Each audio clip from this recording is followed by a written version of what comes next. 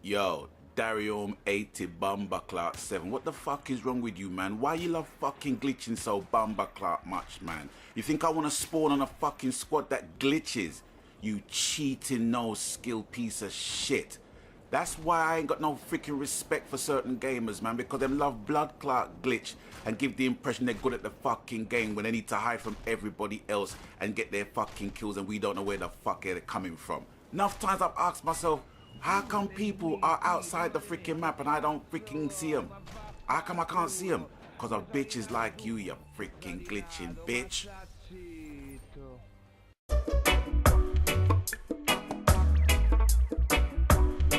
Watch the ride.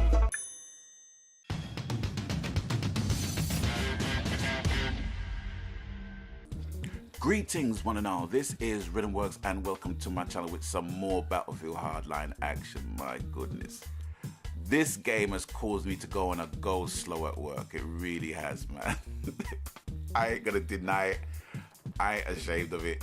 I've been playing so much of this game. It is unreal. I really like the game. And just like one of my good squaddies, man, Val's guard told me when he got into Battlefield, he was just a team deathmatch kind of dude, had no interest in conquest, but when he started getting into it, he loved it, and his words are prophetic to this day. Same thing with me, did not have no interest in conquest, small, large, or indifferent, but as I started playing it, I really enjoyed it.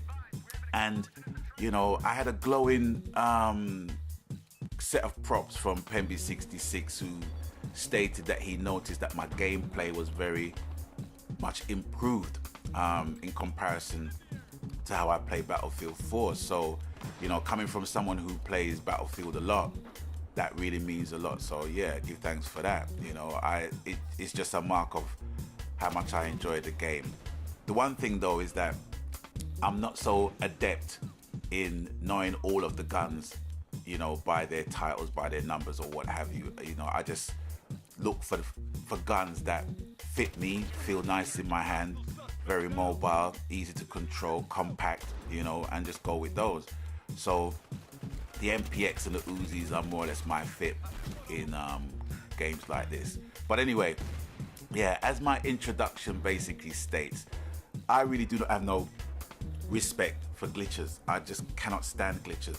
You might be a decent human being away from your controller and your console, but from a gaming standpoint, if you glitch, you are the scum of the earth as far as I'm concerned. I mean, it doesn't make any sense. It's like, why buy a game just to find exploits and to exploit the exploits in making you seem like you're a better player than anybody else? That don't make any sense. That's like me buying you a car, brand new car, right? Give you the keys for the car, and instead of you just basically take the car and drive it the way you normally do, you want to basically hotwire it and drive it with your feet, you know?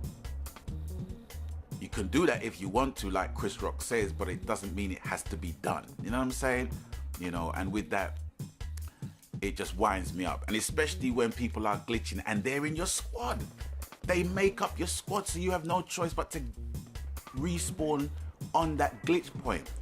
And I've done that many a time. Well, I wouldn't say many, no, I'm lying. I've done that a handful of times. And there's been many a time I have seen the opposing team members outside the map, and I'm trying to figure out, well, how come they're outside the map? How come they're still firing and they're outside the map? And that's more or less the answer, because they've been glitching. I just have no respect for glitchers of any age. I have no respect for them. You know, it's a mark of being a consignment of vaginal discharge. That's all I can say. You need to put some Vagisil on it, man.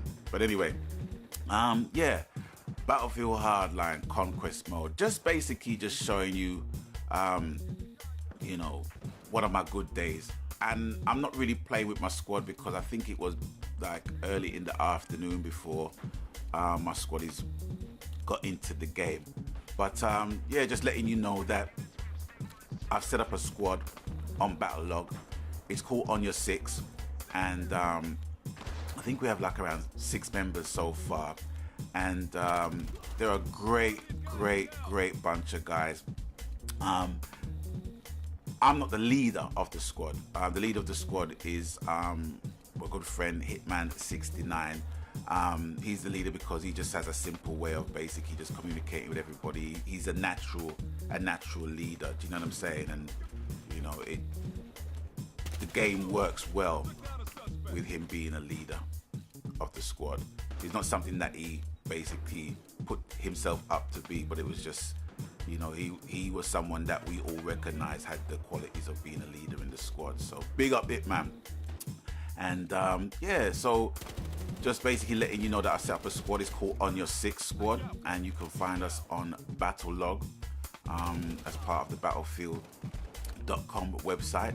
And if you have any difficulties in joining up, but you still want to join up, link me, friend request me, message me, let me know, and I will do my best to assist. But I have to say, you know, I haven't been a part of a squad in many a shooter, but on this occasion I've had the great opportunity to be a part of one, and it's working very well. I think the squad members are a great bunch of guys, well balanced in their temperament. We do get mad sometimes and rage sometimes and what have you, but that's just natural, you know what I'm saying? We don't do it all the time, it's just where we get frustrated. I think Battlefield Hardline is one of those games that brings out a multitude of emotions in respect of the game, and that's because we like it so much. If we didn't like it, we wouldn't care about it too tough. So, you know, that's my stance on it. But yeah, On Your Six Squad, OY6S, if you look out for that, and join up with us, have a blast. But yeah, what else has been happening? Yeah, another pre-order I've cancelled the pre-order for Mortal Kombat X. The reason why I've done that is because simply overkill, man. There's just too much overkill, oversell on that game. And whenever I see oversell of that magnitude, it just makes me very, very cautious. And, you know, it's almost giving me the feeling of buying the game because everybody's talking about it a lot, which shouldn't be the reason why you should buy a game. I mean, with Mortal Kombat, obviously it had appealed to the retro gamer in me, having played Mortal Kombat 1, 2 and 3. And I think after that it just went out of hand, it just got ridiculous. And, you know, just like with Sniper Elite, with the X-ray kill cam, to me was the selling part of the game as well. Not only the strategy, but that as well. But I think the fatalities for some people are a major selling point. But when the fatalities get really hardcore and nasty, man, it's like, whoa. You know, it's almost like we're all gonna be really desensitized to that shit. You know what I'm saying? You know, for real. But you know, that's just a side though of my opinion anyway. But to each their own. You know, I mean, there are a lot of games that feature a lot of blood and gore and stuff like that, and I mean that's fine. But with Mortal Kombat X, it being a two-player game as well, it is definitely a niche game for people. And to be honest with you, I got Mortal Kombat X to serve as some kind of replacement for Fight Night Champion, if you like, because Fight Night Champion was, well, Fight Night Round 4 was the game that actually got me turned on to my PS3 again. After so many years of it just sitting there collecting dust, Fight Night Round 4 was the game that actually started me gaming again after a long hiatus, because it was just movies. I just loved movies. But now I think movies and video games are kind of merged into one. You know what I'm saying? It's like, you know, you watch certain movies nowadays, they look like video games. You know what I mean? Some of them just don't have no substance to them at all. So, you know, gaming, to me, some games really do have a lot of substance. And that's why I think from my perspective, I game more than I watch music. Watch music, what am I talking about? I game more than I watch movies. Oh dear, getting my work and hobbies mixed up. But yeah, Mortal Kombat X, I don't know, man. I don't know. You know, I don't want to get into the phase where I'm buying games because it's the done thing to do if I'm not really going to be playing the game as extensively as I should. You know, because I have to measure games up against the games that I play a lot. And of those games, Destiny, Battlefield Hardline is definitely two of those games. For sure. Definitely. I mean, I can look at my collection right now. Yeah, up to a point was The Last of Us. Battlefield 4. You know, so those games I play more than any other games. And if I'm going to buy any other games, you know, they have to give me that factor at least of having a great online experience, having a great team-based experience. You know, because if I'm going to be paying £40 a year to play online, I'm going to want to have a good experience. I mean, I know I'm stating the obvious, no shit alert, but that's just how it is. Yeah, so Mortal Kombat X, I've cancelled the pre-order and I'm sticking with Battlefield Hardline. And why not? I mean, I've bought the premium package, so there's more maps to come, more events and things like that.